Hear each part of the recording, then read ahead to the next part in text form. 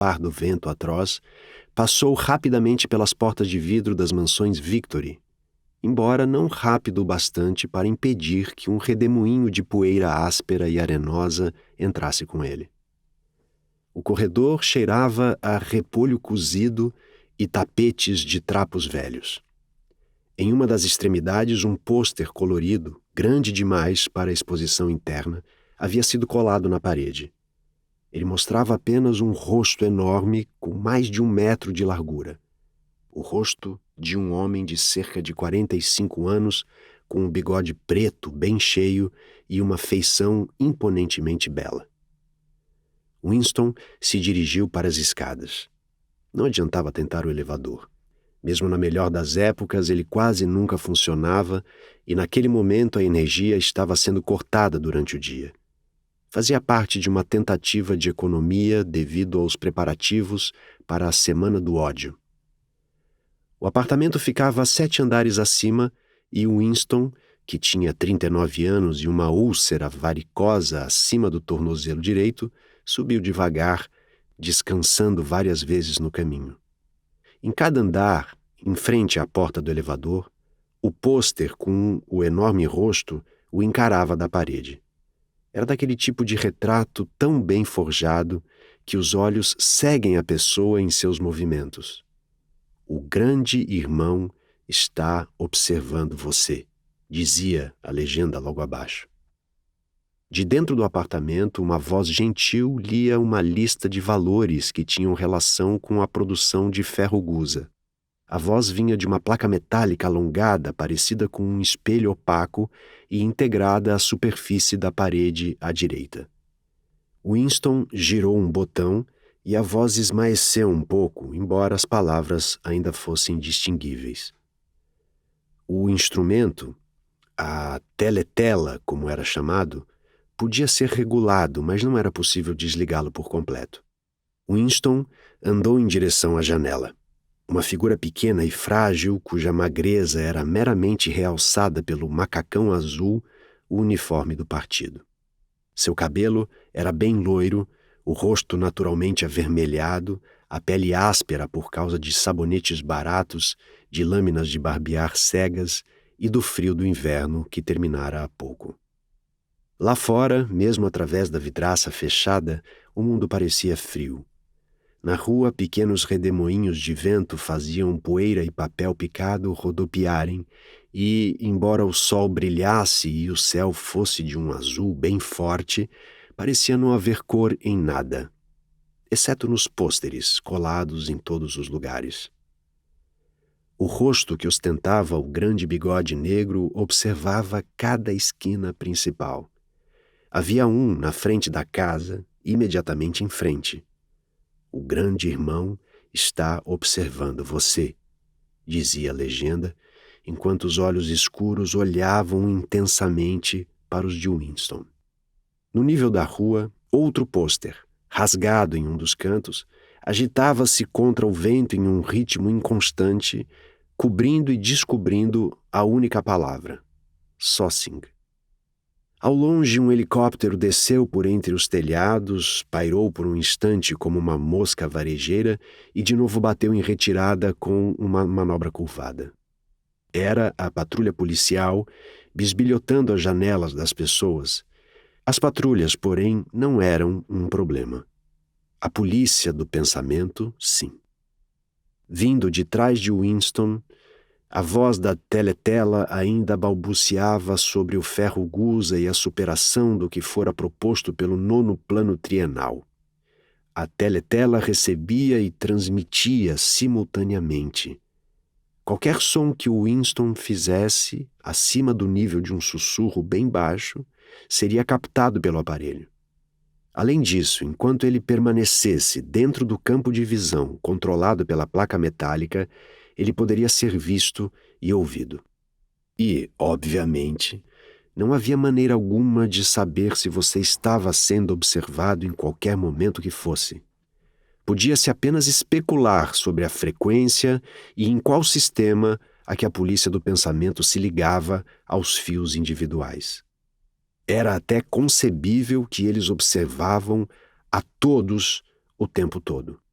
Mas, em todo caso, eles podiam se conectar às escutas sempre que quisessem.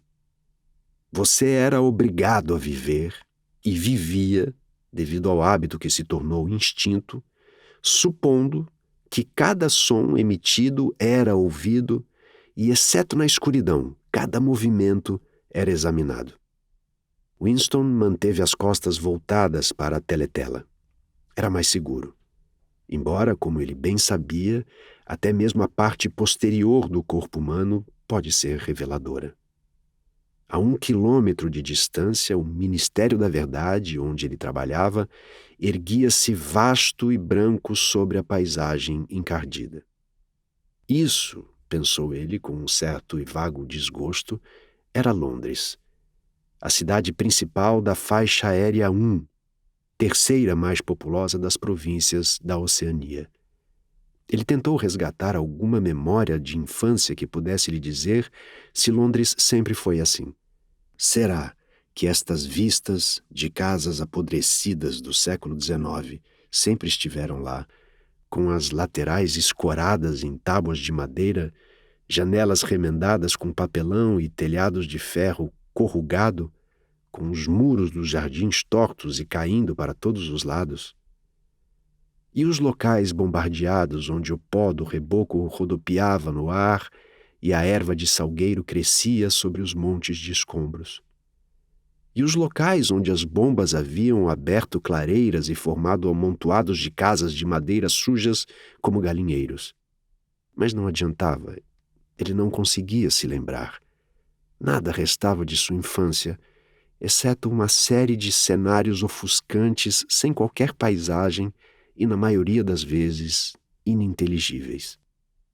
O Ministério da Verdade, Miniver, em novilíngua, era surpreendentemente diferente de qualquer outro objeto à vista. Era uma estrutura piramidal gigantesca de concreto branco, cintilante, que se elevava terraço após terraço 300 metros no ar. De onde Winston estava, era possível ler, destacados na fachada branca em letras elegantes, os 3 slogans do partido: Guerra é paz, liberdade é escravidão, ignorância é força. O Ministério da Verdade continha, comentava-se, 3.000 salas acima do nível do solo e ramificações correspondentes abaixo. Espalhados por Londres, havia apenas 3 outros edifícios de aparência e tamanho similares.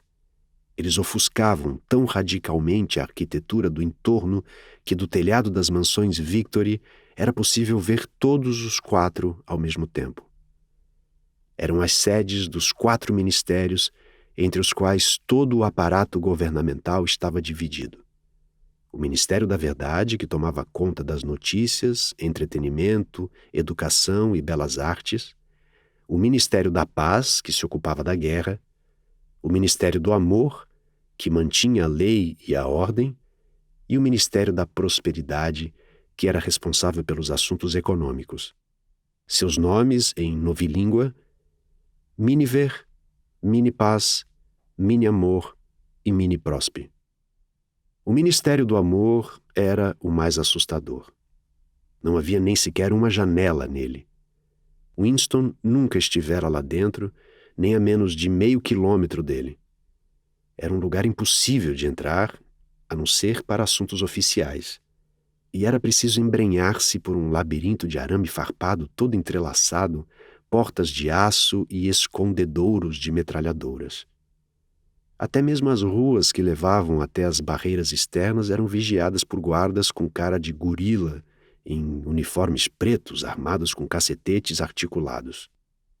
Winston virou-se de forma abrupta. Ele mudara a feição, e naquele momento transparecia otimismo sereno, que se aconselhava a demonstrar ao encarar a teletela. Ele atravessou a sala em direção à minúscula cozinha. Ao deixar o ministério naquela hora do dia, ele abrira a mão do almoço na cantina e estava ciente de que não havia comida em casa, exceto por um pedaço de pão de coloração escura que deveria ser guardado para o café da manhã do dia seguinte. Ele tirou da prateleira uma garrafa de líquido incolor com um rótulo branco simples escrito Gin Vitória. A bebida exalava um cheiro enjoativo e rançoso como de uma aguardente de arroz chinesa. Winston se serviu de uma xícara de chá quase inteira e, preparando-se para o impacto, engoliu o líquido como uma dose de remédio. No mesmo instante, seu rosto se avermelhou